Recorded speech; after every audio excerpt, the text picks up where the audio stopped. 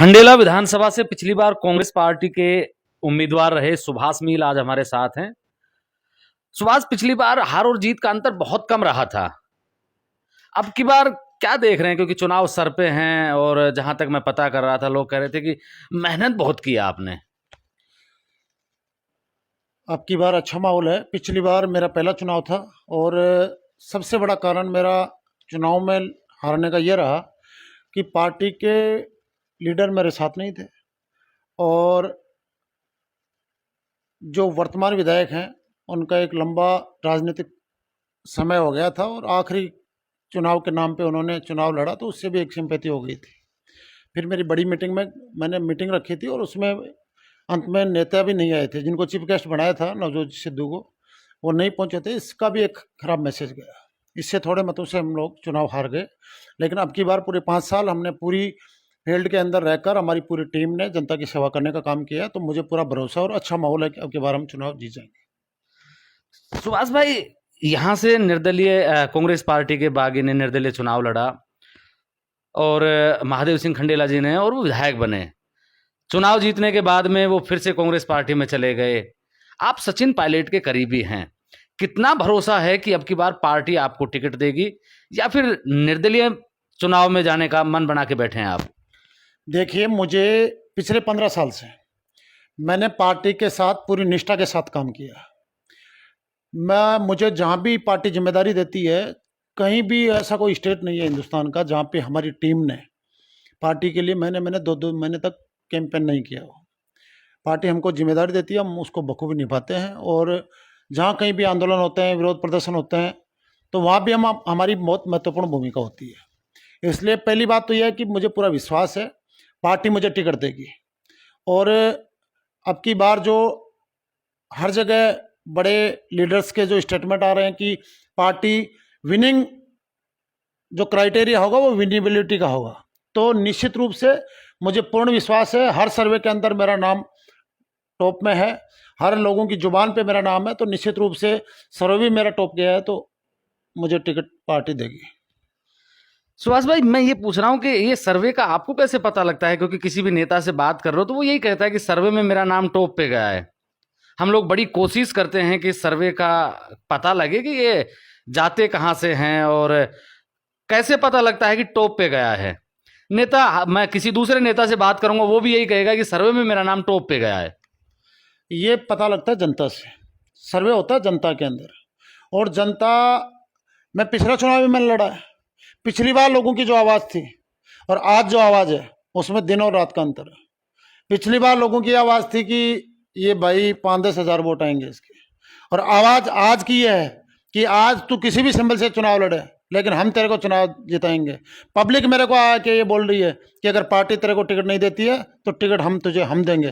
तो निश्चित रूप से सर्वे जनता का होता है, तो जनता का निश्चित रूप से मेरा टॉप पे सर्वे है।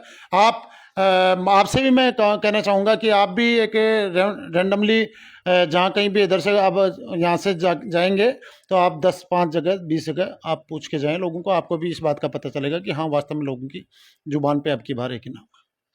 यहाँ से जो विधायक महादेव सिंह खंडेला जी सरकार में रहे हैं, और अब की बार जितने भी विधायक थे उनकी चली बहुत है। क्या देखते हैं कि खंडेला में किस तरीके के विकास के काम, किस तरीके के काम महादेव जी ने करवाए हैं? खंडेला के अंदर सबसे बड़ा भ्रष्टाचार हुआ है हर डिपार्टमेंट के अंदर। एक आम आदमी आज एक बिना रुपये दिए किसी डिपार्टमेंट में काम नहीं करा सका 5 साल के अंदर। 5 साल के अंदर बहुत बड़ा भ्रष्टाचार यहाँ पे ये हुआ कि भ्रष्टाचार के कारण से हिंदुस्तान का पहला मामला बता रहा हूँ मैं आपको कि एक वकील जो लोगों को न्याय दिलाता है उसको इस भ्रष्टाचार से लड़ते लड़ते अपनी जान देनी पड़ी। इससे दूसरा उदाहरण भ्रष्टाचार का कोई हो नहीं सकता। आप किसी भी डिपार्टमेंट में चले जाओ, कहीं भी आप देख लो, किसी भी चाहे कोई भी योजना यहाँ पे रही हो, जल जीवन मिशन हो, चाहे सड़कों में हो, अन्य कोई काम जहाँ पे हुई है, तो आप खुद क्वालिटी पता करेंगे तो आपको पता चलेगा कि यहाँ पे बहुत बड़ा भ्रष्टाचार हुआ है। किसी भी काम में गुणवत्ता नहीं है। लोग, एक आम आदमी किसी भी काम के लिए जब ऑफिस में जाता है, बिना पैसे बिना दलाल के काम नहीं होता है। विधायक ने हर गांव के अंदर, हर पंचायत के अंदर अपने रजिस्टर्ड दलाल पाल रखे हैं और उन दलालों के थ्रू ही किसी का काम होता है, अन्यथा कोई काम नहीं होता है। अगर पूरा गांव ये कह दे कि ये काम होना चाहिए और उस गांव का एक दलाल ये कह दे कि ये नहीं होना चाहिए, तो काम नहीं होगा। सुभाष भाई, अजीब विडंबना है, आपकी ही पार्टी के विधायक हैं और आप भी उसी पार्टी के हैं, सरकार आपकी रही है, फिर भी आप ये जो दलाली प्रथा बता रहे, भ्रष्टाचार बता रहे, इनको रोकने के लिए नाकाम कैसे रहे? नहीं, ये तो देखो, ये खुली लूट इसने मचाई है विधायक जी ने। तो ये क्या निर्दलीय विधायक थे, तो सरकार में भी इनका सपोर्ट था और इसलिए इनको कोई रोकने टोकने वाला तो था नहीं। और इन्होंने मुँह मर्जी मन मर्जी अपना जो भी जितना भ्रष्टाचार हो सका वो भ्रष्टाचार किया है। और आपने भी जनता के कपड़े उतरने दिए, ताकि जनता के कपड़े उतरेंगे, परेशान होगी तो अगली बार सुभाष मील याद आएंगे उनको। नहीं, मैं 5 साल जनता के लिए पूरी मजबूती के साथ में खड़ा रहा। जहां भी सरकार और प्रशासन के द्वारा किसी आम आदमी के साथ गलत किया गया, आम आदमी के साथ कहीं अन्याय हुआ, उस अन्याय के विरुद्ध सबसे पहले खड़ा होकर पूरी मजबूती के साथ हमने आवाज उठाई और उस अन्याय के विरुद्ध उस लड़ाई को जीता भी है। हमने सरकार होते हुए भी, हमने सरकार के खिलाफ भी 4-5 आंदोलन हमने किए हैं और उनको सफलतापूर्वक अंजाम तक पहुंचाया है। क्योंकि हमारा कमिटमेंट ये है कि हमारे लिए सरकारें और पार्टियां बाद में हैं, जनता हमारे लिए पहले है। सुभाष भाई, जनता तो पहले है, क्योंकि जनता के बीच में ही जाना है, वक्त बहुत कम बचा है। तैयारियां किस ढंग से चल रही हैं? तैयारियां लोग कर रहे हैं। अब की बार लोगों में इतना बड़ा उत्साह है, हमने पूरी विधानसभा में पिछले लास्ट 2-2.5 महीने में हमने 10 प्रोग्राम किए वरिष्ठ नागरिक सम्मान समारोह। पिछली बार हमारी एक हवा बनाई गई थी कि ये तो लड़के लड़के हैं, बड़े बुजुर्ग इनके साथ में नहीं है। और अब की बार जब हमने ये प्रोग्राम पूरे विधानसभा में रखे, 10 प्रोग्राम, आप उनके वीडियोस देखेंगे, आप उनके फोटोज देखेंगे। ये अलग बात है आप नहीं पहुंच सके, यहाँ पे आपका एरिया भी थोड़ा दूर है, लेकिन मैं आपको उनके वीडियोज भी दिखाऊंगा। 10 प्रोग्रामों के अंदर हमने लगभग 35,000 बड़े बुजुर्गों और माताओं बहनों का सम्मान करने का काम किया और बड़ी संख्या के अंदर लोग उसमें आए आशीर्वाद देने के लिए। और हमें भी मौका मिला कि हमें बड़े बुजुर्गों का और माताओं बहनों का आशीर्वाद मिला। आप जब वीडियो देखेंगे तो पता चलेगा कि शायद ही कहीं कोई ऐसा दूसरा लीडर हो जिसकी संख्या में, इतनी बड़ी संख्या में माताएं बहनें। सबसे बड़ी बात हमारे प्रोग्रामों की ये रही कि माताओं बहनों का बड़ा आशीर्वाद रहा। और हर जगह आप भी जहां अगर घूमेंगे विधानसभा में तो आपको पता चलेगा कि अब की बार खंडेला के अंदर एक बदलाव की क्रांति है। 50 साल के परिवारवाद और वंशवाद के खिलाफ जो एक आमजन आवाज उठा रहा है, जो आमजन एक लड़ाई लड़ रहा है और आमजन खुद इसकी तैयारी कर रहा है। इसलिए चुनाव की तैयारी मेरे से ज्यादा एक आम आदमी कर रहा है। आम आदमी को ये, मैं जहां भी जाता हूं लोग ये कहते हैं कि अगर अब की बार हम इस बदलाव की आंधी में भी परिवर्तन नहीं कर सके तो फिर हमारे पास दोबारा ये ऐसा मौका आएगा नहीं। तो हर आदमी इसके अंदर भागीदार बनना चाहता है, इस परिवर्तन का साक्षी, इसका गवाह बनना चाहता है। बड़े बुजुर्ग भी जो 70-70, 80-80 साल के बड़े बुजुर्ग हैं, वो भी ये कहते हैं कि हम अब की बार बदलाव देखना चाहते हैं। और यहां तक वो लोग, जनता यहां तक कह रही है कि अगर ये दोनों नेता जो पहले से राज करते हैं पिछले 50 साल से, अगर दोनों एक गाड़ी में बैठ के भी अगर प्रचार करेंगे तो इनकी गाड़ी को पार नहीं करेंगे। भाई सुभाष, तेरी ही गाड़ी को पार करेंगे। हर जगह से एक ही आवाज आ रही है। इसलिए तैयारी अब की बार जनता कर रही है और आप जहां भी जाएंगे तो लोगों में एक उत्सव का माहौल है।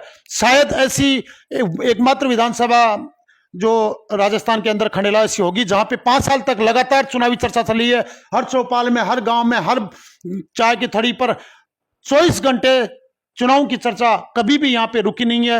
लोग हर जगह एक ही बात करते हैं कि यार हमें पिछली बार पता नहीं था कि तेरे इतने वोट आ जाएंगे, हमें पिछली बार पता नहीं था कि आप इतनी नजदीक तक पहुंचाओगे, वरना हम पिछली बार ही आपको मौका दे देते। इसलिए मुझे तैयारी की कोई चिंता नहीं है। जनता आगे से चलकर जगह जगह, अभी तक तो टिकटों का बंटवारा नहीं हुआ, अभी तक तो नामांकन नहीं भरे गए, लेकिन इसके बावजूद पिछले 1 महीने से जहां गांव के अंदर ढाणियों में, छोटे छोटे मोहल्लों में लोग रात को 12-12, 1-1 बजे तक मीटिंग करा के और मुझे बुला रहे हैं और सहयोग कर रहे हैं, समर्थन कर रहे हैं और साथ हो रहे हैं। इसलिए मुझे इस बात की चिंता नहीं है, क्योंकि अब की बार जनता ही यहां की चुनाव की तैयारी कर रही है। अभी तो यहाँ से निर्दलीय और कांग्रेस के मान लेते हैं, क्योंकि कांग्रेस में शामिल हो गए थे, पहले कांग्रेस पार्टी के थे। इनसे पहले बंसीलाल जी थे जो 2 बार से यहाँ विधायक भी रहे और मंत्री भी रहे। उन पे आप खामोशी ओढ़ लेते हैं उनके बारे में कुछ भी कहने से? नहीं, खामोशी जनता ने ओढ़ रखी है उनके बारे में। जनता का बेसिकली ये मानना है कि वो कहीं भी यहाँ पे दिखाई नहीं दे रहे हैं, कहीं उन्होंने विपक्ष की भूमिका नहीं निभा पाए। उन लोगों को बेसिकली क्या है कि ये जो दो परिवार है, इनको सिर्फ और सिर्फ अपने परिवार की चिंता है, सिर्फ अपने परिवार के भविष्य की चिंता है, और ये दोनों केवल इसी जुगाड़ में है कि कैसे भी करके हम अगली पीढ़ी को अपनी सत्ता को हस्तांतरित करें। लेकिन जनता आपकी बार बड़ी बारीकी से देख रही है।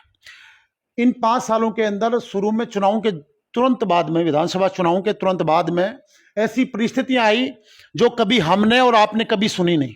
कोरोना जैसी महामारी जिसमें सब लोग घरों में बंद हो गए थे, छोटे छोटे जो रोजगार के धंधे थे वो लोगों के बंद हो गए थे, और उस समय पे जरूरत थी लोगों को कि जो जरूरतमंद परिवार थे या जो जरूरतमंद व्यक्ति थे कि उनकी मदद हो। वो बड़ी अपेक्षा की नज़रों से जनप्रतिनिधियों की तरफ देख रहे थे। लेकिन ये बड़ी विडंबना है कि जो पिछले 50 साल से जनता के वोट से बारी बारी से राज कर रहे थे दोनों परिवार, इन्होंने दोनों ने अपने घर के दरवाजे बंद कर लिए, अपने घर में दुबक्के बैठ गए। कहीं भी आप कोई भी व्यक्ति पूरे विधानसभा में, मैं आपको भी कहता हूं, एक व्यक्ति अगर आपको ये मिल जाए कि कोरोना में एक भी गरीब आदमी का आंसू इन दोनों नेताओं ने पहुंचा हो, तो मैं राजनीति छोड़ सकता हूं। लेकिन हमने और हमारी पूरी टीम ने बड़ी मजबूती के साथ एक रोड मैप बना के हमने कहीं से भी व्यवस्था की। हम कोई इतने धनाढ़े नहीं है, लेकिन जो अच्छे काम के लिए कदम उठाता है तो आप जैसे भाई उसकी बहुत से लोग मदद करते हैं। हमने पूरा एक रोड मैप बना के पूरी विधानसभा के अंदर, चाहे जरूरतमंद व्यक्तियों को राशन सामग्री देने की बात हो, चाहे दवाइयां वितरित करने की बात हो, चाहे कोरोना की दूसरी लहर के अंदर जो ऑक्सीजन की बहुत कमी, हर जो ज्यादातर रोगी ऑक्सीजन की कमी के जो दिखाई दे रहे थे, ऑक्सीजन सिलेंडर निःशुल्क देने की बात की गई हो। हमने घर घर जाकर लोगों की मदद करने का काम किया। चाहे हमारे बाहर जो मजदूरी खाने कमाने के लिए जो हमारे लोग बाहर गए हैं दूसरे प्रदेशों में, या हमारे स्टूडेंट्स जो बाहर गए हुए हैं, उनको घर तक से कुशल पहुंचाने की बात हो, हमने लगभग 450-500 लोगों को परमिशन भी दिलाने का काम, उनकी गाड़ियों को परमिशन दिलाने का काम किया। और वो भी एक बड़ा कड़ा, एक कठिन सा प्रोसेस था, लेकिन हमने कैसे भी करके उन लोगों को घर तक पहुंचाने में, जिसने भी हमें याद किया, उनकी मदद की। पिछले दिनों आपने देखा होगा कि गाय माता के, आप कह रहे हैं कि भाई आप इनको क्यों याद नहीं करें। ये वो लोग हैं जो चुनाव के अंदर गौ माता का नाम लेते हैं, गाय की बात करते हैं, गाय के भले की बात करते हैं, गाय की पूजा की बात करते हैं। लेकिन आप देखेंगे कि आप जब लोगों से पता चलेगा आपको कि जब गाय के अंदर, जब गौ माता पीड़ा के अंदर आई, जब उस पर लंपी नाम की महामारी ने कहर ढाया, तो ये लोग कहीं भी, एक भी जगह, एक भी गाय की सेवा करने के लिए बाहर नहीं निकले।